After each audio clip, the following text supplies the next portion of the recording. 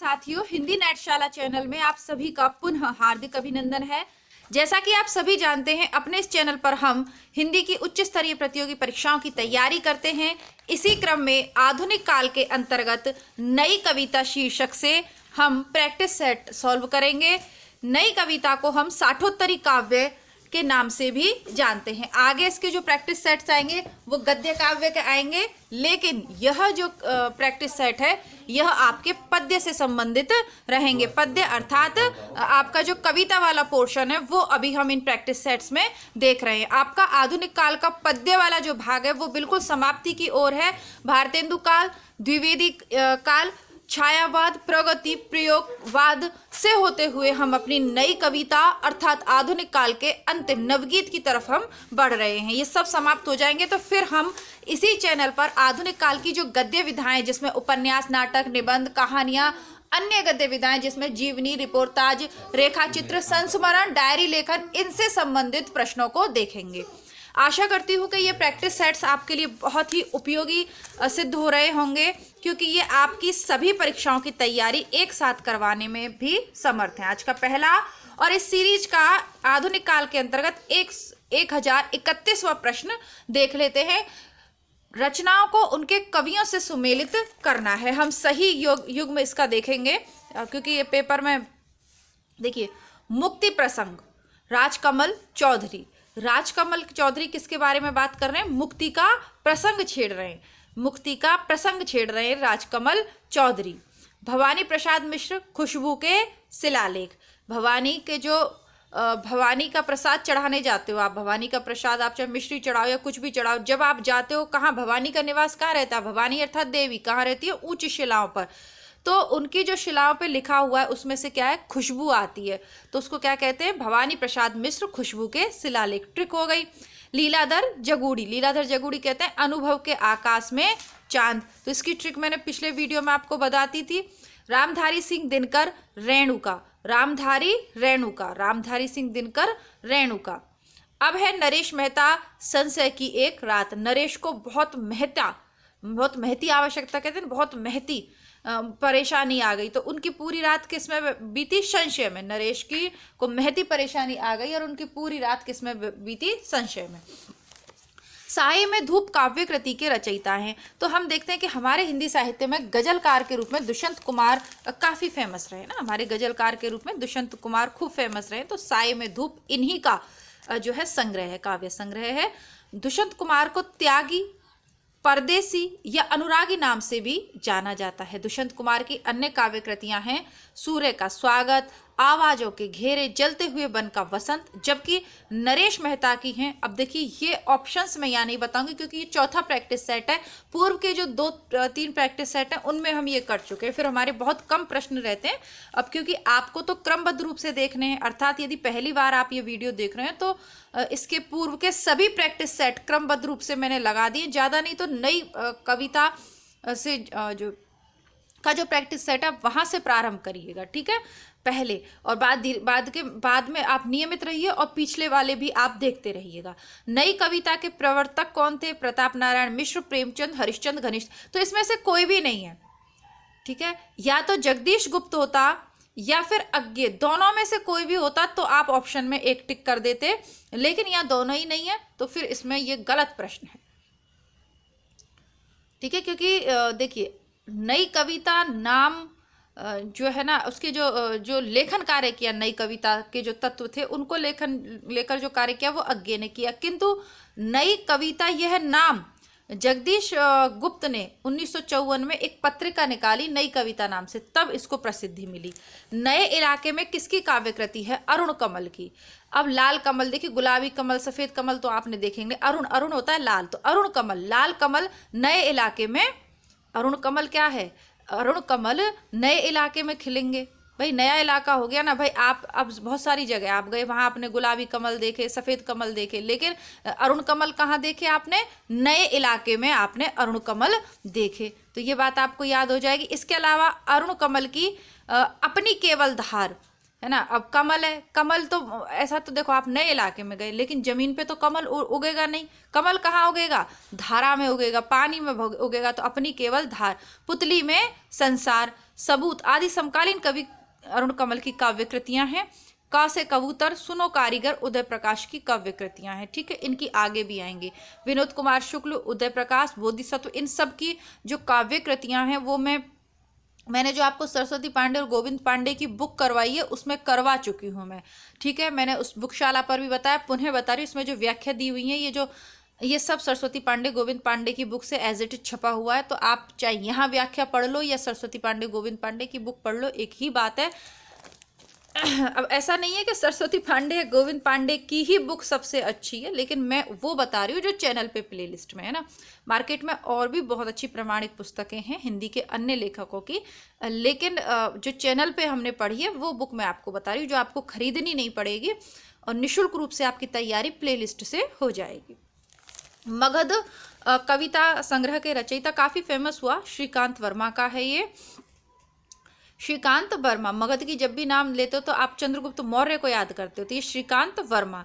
मगध, जलसा घर, माया दर्पण, भटका मेघ, दिनारंभ आदि नई कविता के समकालीन कवि श्रीकांत वर्मा की रचनाएं हैं। रघुवीर सहाय की सीढ़ियों पर धूप में, आत्महत्या के विरुद्ध, हंसो हंसो जल्दी हंसो, लोग भूल गए, इतिहास पुरुष आदि रघुवीर सहाय की काव्य कृतियां। इनकी भी ट्रिक बता चुकी हूँ। कौन सी रचना धर्मवीर भारती की नहीं है? ठंडा लोया, 7 गीत वर्ष, कनुप्रिया और सूर्य का स्वागत। तो सूर्य का स्वागत नहीं है, ठंडा लोहा, कनुप्रिया और ये इनकी हैं। सूर्य का स्वागत नहीं है। अंधा युग इनका हमने इस हिंदी बुकशाला चैनल पर पूरा सुना है।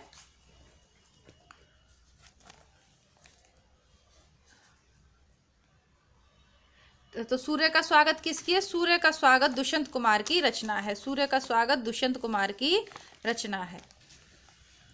धर्मवीर भारती की रचनाएं ठंडा लोहा 1952, अंधा युग 1955, कनुप्रिया 1959, 7 गीत वर्ष 1959।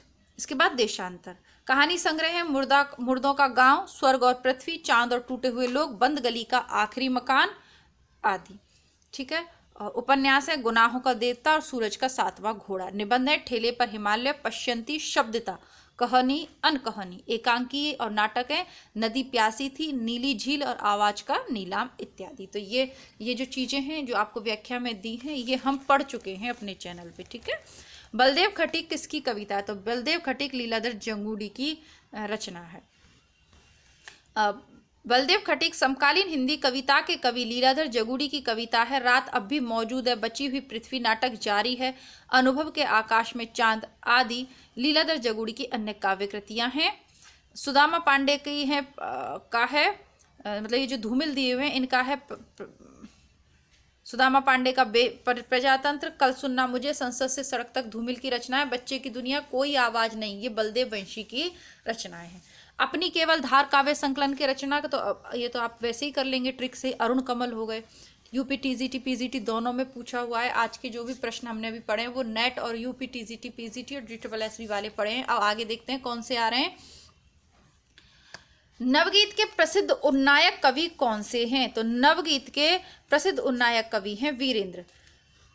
आधुनिक हिंदी साहित्य में नई कविता, नई कहानी तथा नई आलोचना की भांति 1950 ईस्वी के आसपास नवगीत काव्य परंपरा का सूत्रपात हुआ। नवगीत के रचनाकारों ने अपने गीतों को नवगीत, नया गीत, प्रगीत, अगीत, लोकगीत आदि नामों से अभिहित किया। नवगीत काव्य परंपरा के उन्नायक कवियों में वीरेंद्र मिश्र, डॉक्टर शंभुनाथ सिंह, सोम ठाकुर, देवेंद्र शर्मा, इंद्र, रविंद्र ब्रह्मर, राजेंद्र प्रसाद सिंह आदि हैं। संशय की एक रात किसकी है? संशय की एक रात तो मेहता यानी महती आवश्यकता कहते हैं ना, बहुत महती आवश्यकता है, तो मेहता जी की होगी, नरेश मेहता की। लंबी कविता है ये, राम के संशय पर आधारित है। तो वो क्योंकि वो सोचते हैं कि सीता के लिए युद्ध करना सार्वत्रिक है या व्यक्तिगत, क्योंकि राम व्यक्तिगत युद्ध में सेना को, प्रजा को झोंकना नहीं चाहते थे, इसलिए। आगे देखते हैं नई कविता की प्रमुख प्रवृत्तियां कौन सी है? सरसता, उन्मुक्तता, चपलता और दृढ़ता। तो उन्मुक्तता, स्वतंत्रता सबसे ज्यादा नई कविता में देखने को मिलेगी।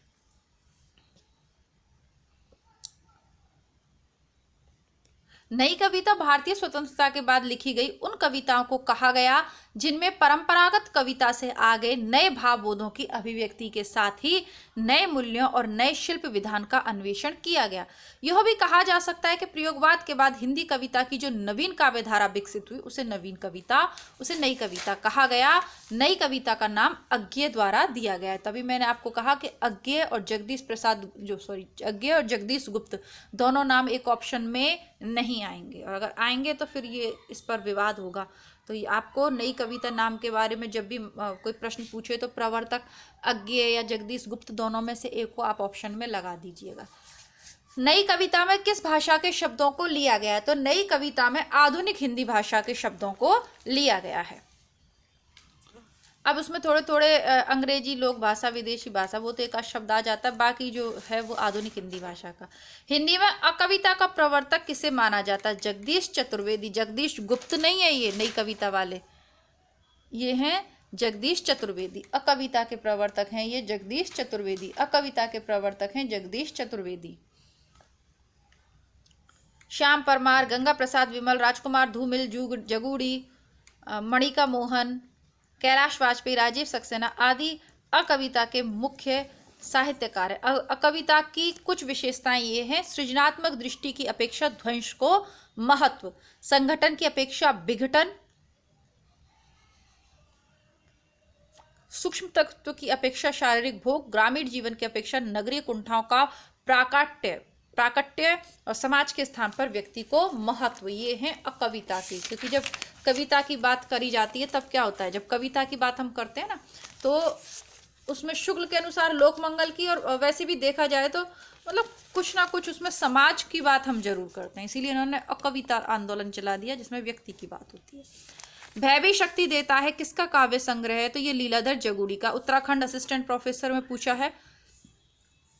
उत्तराखंड असिस्टेंट प्रोफेसर में दूसरा सवाल है, सदियों का संताप किसकी रचना है? ओम प्रकाश वाल्मीकि की, है ना। ओम प्रकाश वाल्मीकि की झूठन बहुत प्रसिद्ध है।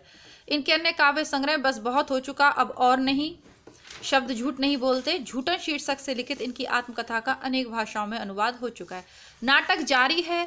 काव्य संग्रह के रचयिता हैं लीलाधर जगूड़ी। इनकी अनेक अन्य प्रमुख रचनाएं हैं लीलाधर जगूड़ी की। शंखमुखी शिखरों पर, इस यात्रा में, रात अब भी मौजूद है, बची हुई पृथ्वी, घबराए हुए शब्द, भय भी शक्ति देता है इत्यादि। कौन सी विशेषता नई कविता की नहीं है? ये झारखंड पीजीटी में पूछा है। अनुभूति की प्रामाणिकता, नया भावबोध, नया शिल्प, छंदों का बंधन, ये नहीं है।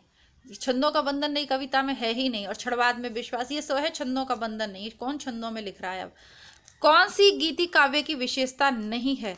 तो गीति काव्य में संगीतात्मकता होती है, कोमलकांत पदावली होती है, स्वानुभूति की अभिव्यक्ति होती है, सब है, लेकिन वस्तु व्यापार का वर्णन गीति काव्य में नहीं होता।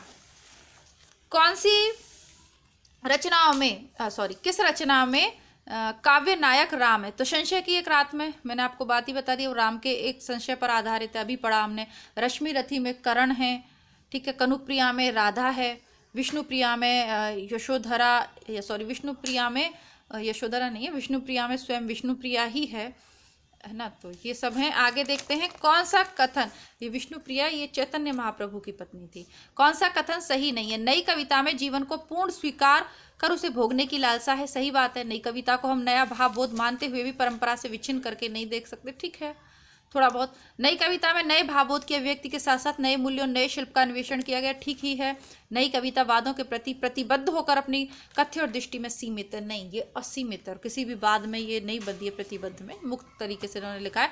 तो ऑप्शन नंबर डी इसका सही उत्तर है। आगे देखते हैं कौन सी काव्य कृति धूमिल जी की रचना। कल सुनना मुझे, शहर अब भी संभावना, यहाँ से देखो, और कंकावती। तो कल सुनना मुझे काफी फेमस है ना।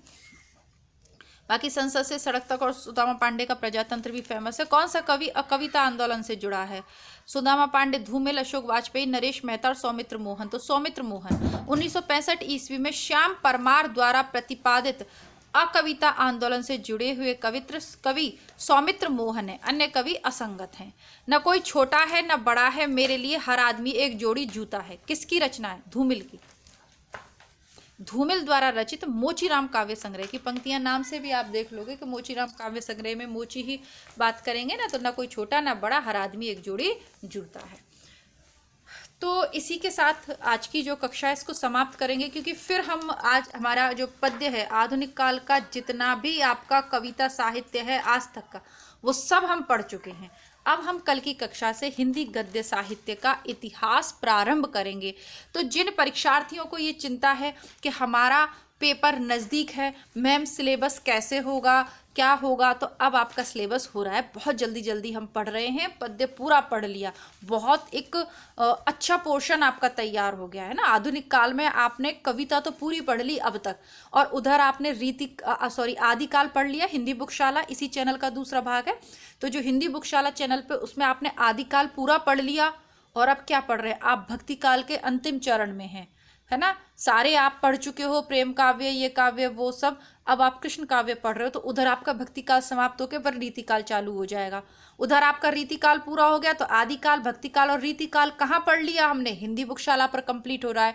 और हमारा आधुनिक काल कहाँ कंप्लीट हो रहा है? हिंदी नेटशाला पे कंप्लीट हो रहा है। और इसमें कोई भी प्रश्न ऐसा नहीं है।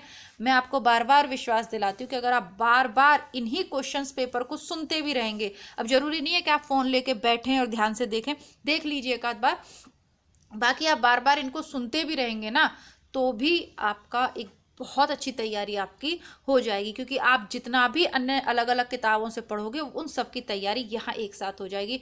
तो कल बहुत ही इंटरेस्टिंग हमारी क्लास होगी, हिंदी गद्य साहित्य का इतिहास। तो तब तक के लिए देखिए, हिंदी बुकशाला पर भी मैंने आज कृष्ण काव्य धारा को प्रारंभ किया है, तो उसका फर्स्ट वीडियो आज मैंने हिंदी बुकशाला चैनल पे डाल दिया है। आप लोगों के लिए कम्युनिटी टैब भी मैंने, कम्युनिटी पोस्ट भी मैंने डाला। सब्सक्राइब आप लोग चैनल को नहीं कर रहे हो। 60 से 70% विद्यार्थी आप ऐसे हो जिन्होंने, जो वीडियोस तो देख रहे हैं लेकिन चैनल को सब्सक्राइब नहीं कर रहे। इससे कहीं ना कहीं बहुत हताशा होती है, मनोबल भी नीचे गिरता है कि देखिए, मैं आपके लिए कोई पेड क्लासेस तो चलाती नहीं हूँ इस पर ना। ये जो कंटेंट आपको, मतलब आपके लिए जो भी कंटेंट मैं बना रही हूँ या ये जो किताबें परचेस करती हूँ, और तो ये सब पैसों से ही खरीदी जाती है, सीधी सी बात है। तो आप लोग ना तो लाइक करते हो और ना ही चैनल को सब्सक्राइब करते हो, तो थोड़ा सा दुख होता है। बाकी मैंने आपको वहाँ भी कहा, पुनः कह रही हूँ कि आप लोग लाइक नहीं करते, सब्सक्राइब नहीं कर रखा चैनल को। उसका कारण क्या है मुझे नहीं समझ में आता, क्योंकि दोनों ही चैनल पे मुझे लगता है कि इतनी विषय सामग्री, अगर आप इतना भी पढ़ लो तो आप कोई भी भारत की कोई भी परीक्षा, चाहे आप एंट्रेंस दे रहे हो, असिस्टेंट प्रोफेसर दे रहे हो, चाहे नेट का सिलेबस हो, और ये जो हिंदी नेटशाला है ये तो समर्पित ही नेट और असिस्टेंट प्रोफेसर के लिए। तो कहीं ना कहीं थोड़ा सा मन में हताशा आती है जब आप चेक करते हैं। हर महीने भी मैं चेक करती हूँ कि शायद इस बार रेशो बढ़े, लेकिन हमेशा यही होता है कि 60 से 70% सब्सक्राइबर ऐसे जिन्होंने, जो हमारे सब्सक्राइबर हैं ही नहीं, ठीक है, वीडियोस तो देख रहे हैं लेकिन चैनल को सब्सक्राइब नहीं कर रहे। तो जो कमियां हैं, लगती हैं आपको चैनल में, उन्हें कमेंट बॉक्स में लिखिएगा। और आप भी ने भी अगर भूलवश या प्रमादवश अब तक चैनल को सब्सक्राइब नहीं कर रखा है तो चैनल को सब्सक्राइब कीजिए और अपने मित्रों को भी कहिएगा, ठीक है। तो आपके कोई सब्सक्राइब करने के, मैं बता दूं, कोई पैसे नहीं लगते हैं, आपका कोई चार्ज नहीं कटता है। बस उससे ये है कि थोड़ा सा आप वीडियो को लाइक करते हो, चैनल को सब्सक्राइब करते हो, और उसके साथ घंटी वाले बटन में ऑल वाला ऑप्शन प्रेस करेंगे तो सबसे पहले नोटिफिकेशन आपके पास आएगा। और इसके अलावा थोड़ा सा हमें भी अच्छा लगता है, ठीक है। तो मिलती हूँ आपसे हिंदी बुकशाला चैनल पर, तब तक के लिए नमस्कार, धन्यवाद, जय हिंद।